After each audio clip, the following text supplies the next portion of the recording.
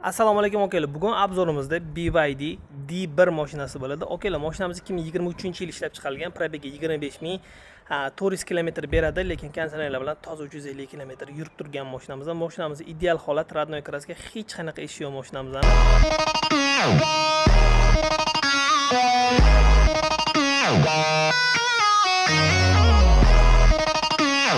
Takoy semeyniga juda ham zo'r bolalarni maktabga olib borib, u yoq qilishlarga semeyniga xullas juda ham zo'r variant. Mana qaranglar, kompaktni, lekin kattagina lekin ichlari. Bu mashinaning yengisi 21 ming $22 ming. Probegligi yo'q. Xo'p, eng qiziq joyi besключевой достуp bor. Orqa eshigi обычный ochiladi.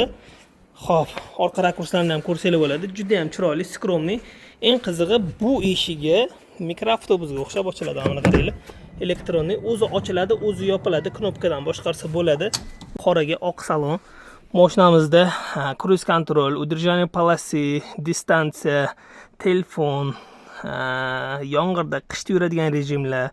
Kimga shu mashinamiz qiziq bo'lsa, akalar, narxi $15500 akalar. Bemalol murojaat qilsanglar bo'ladi, arzon narxga xizmat qiladi. Juda ham chiroyli narxga.